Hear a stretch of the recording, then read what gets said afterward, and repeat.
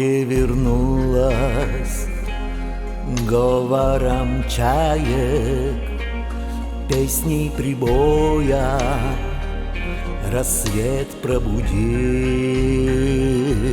сердце как друга море встречает, сердце как песня летит из груди. О, море, море, преданным скалам ты ненадолго подаришь прибой.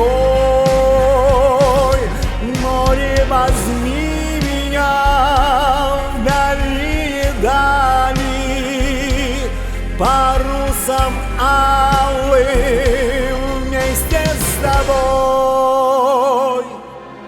Грустные звезды в поисках ласки сквозь синюю вечность летят до земли.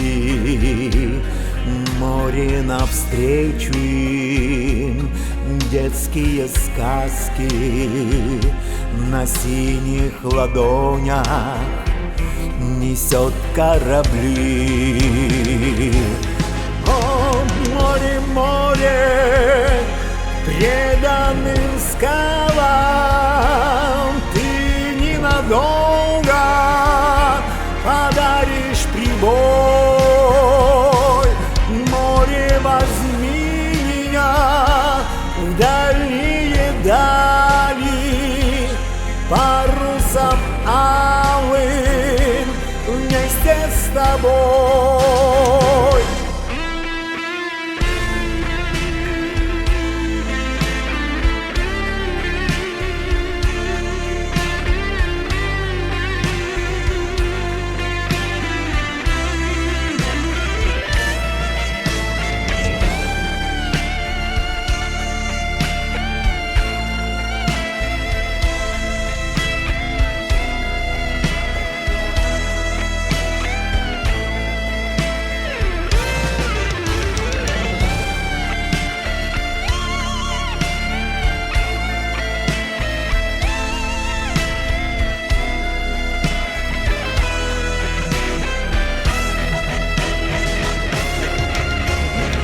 Море, море, преданным скалам ты ненадолго подаришь прибой.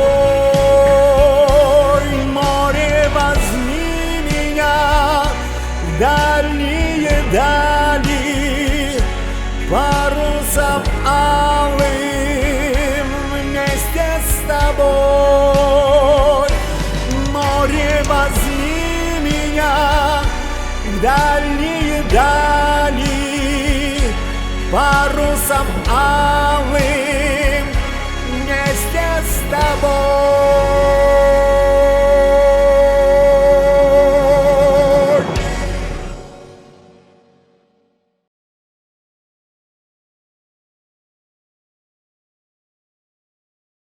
Романсы, как жанр, у нас в России пользуются огромным успехом.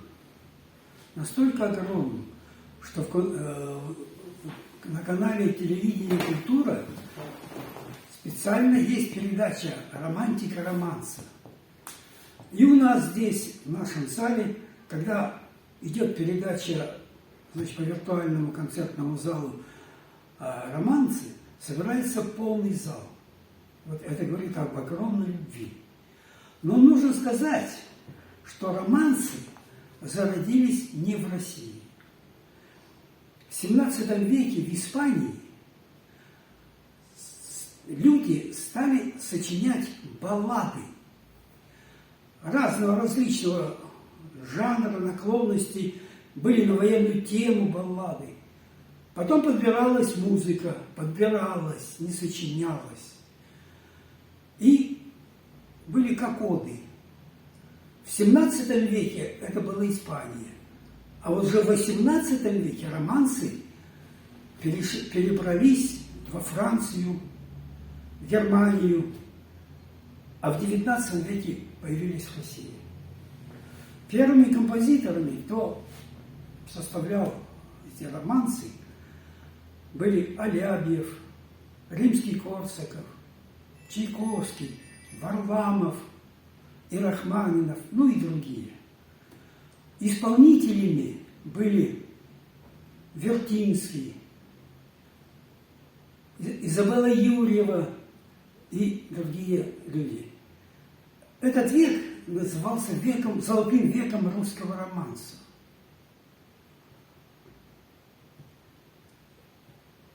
Но нужно сказать, что после революции, значит, романсы попали, ну, так сказать, под опалу, потому как считалось, что они разлагают пролетариат и крестьянство. И нужно сказать, что подобным, значит, например, история, возьмите, романса «Гори, гори, моя звезда». Он был комиссией при ЦК партии запрещен к исполнению на ведущих сценах страны.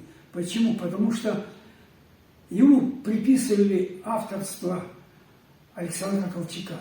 На самом деле это не так. Ходила легенда, что Колчак, когда ее вели на расстрел, он шел и пел эту песню «Гори, гори, моя звезда». И вот тогда, значит, ну это слухи.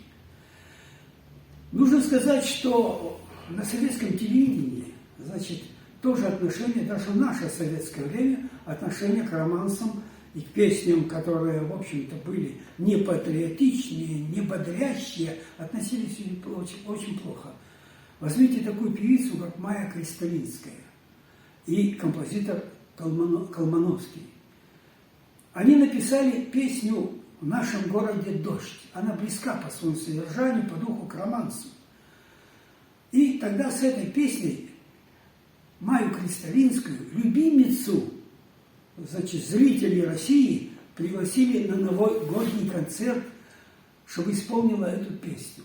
Она исполнила, ее записали, она прозвучала, и началось гонение. Такое гонение, что Майю Кристалинскую и Колмановского на 2 года сняли со всех программ телевидения. Вот такое отношение к романсам было тогда. Но, слава Богу, время прошло, больше демократии стало в искусстве. И вот на сегодняшний день наши все романсы,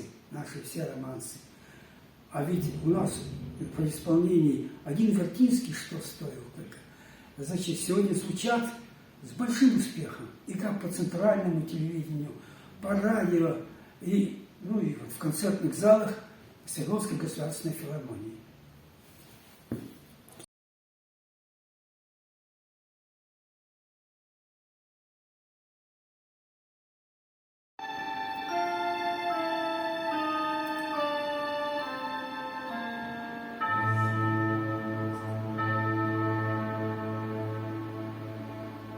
Покроется небо пылинками звезд, и выгнутся ветви упруго